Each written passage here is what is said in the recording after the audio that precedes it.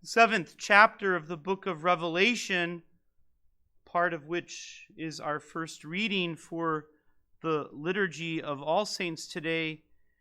That seventh chapter concerns two great visions which function as sort of a panoramic interlude or a hiatus in the midst of the opening of the seven seals, which comprise chapter 6 and the beginning of chapter 8 of the book of Revelation.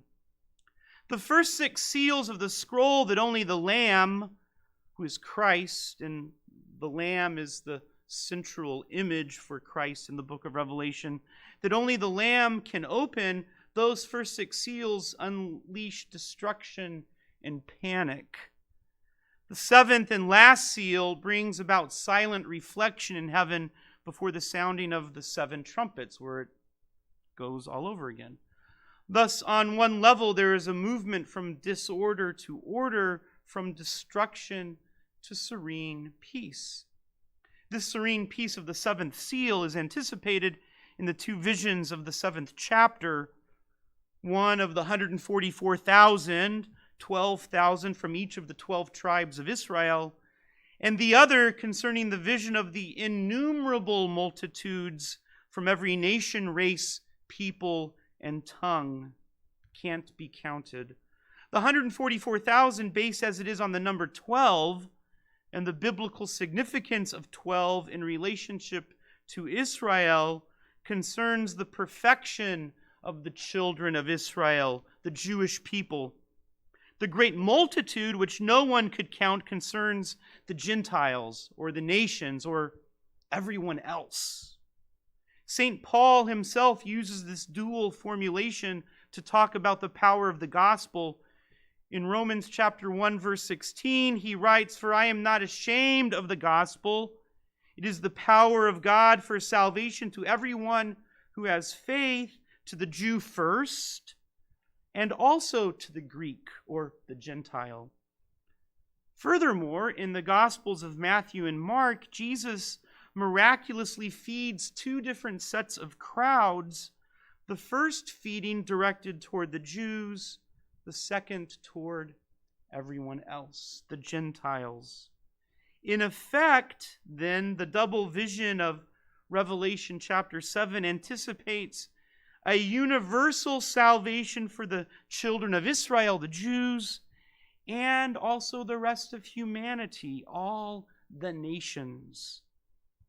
I think this is a particularly important and comforting idea on this great solemnity of All Saints, personally my favorite liturgical feast of the entire calendar, because it is the goal of our lives.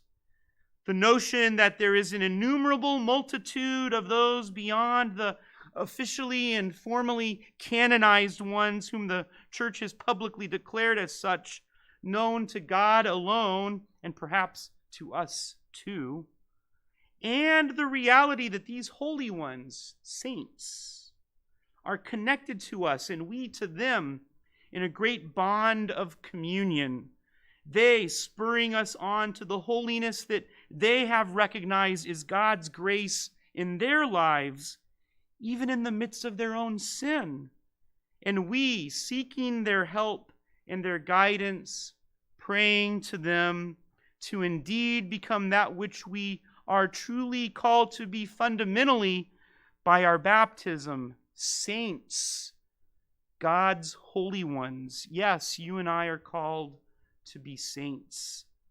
The poet, playwright, and master of witty one-liners, Oscar Wilde, once observed, "The only difference between saints and sinners is that every saint has a past and every sinner has a future."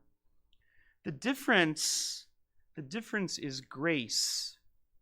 At some point in a saint's life, those several thousand known by official proclamation and those myriads upon myriads known to God alone, they begin to know themselves as 2 seemingly paradoxical realities at one and the same time, sinner and loved.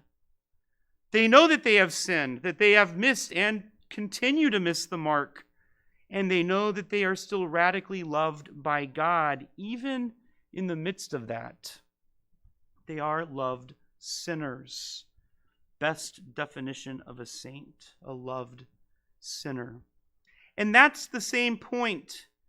And that's the same point in a sinner's life when they open themselves up to embracing the paradox of the love of God that cannot be manipulated, merited, achieved, or earned. It is only given as gift. That's why we call it grace. And it is the essential step to journeying into their future, a future to which they are called by God to embrace now. It's also our summons to, our call to. The first letter of John in our second reading puts it this way: Beloved, we are God's children now.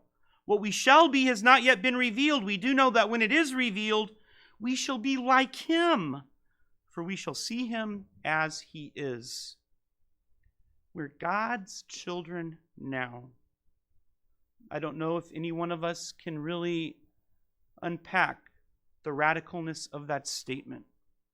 We are already connected to that innumerable number of holy ones that no one can count.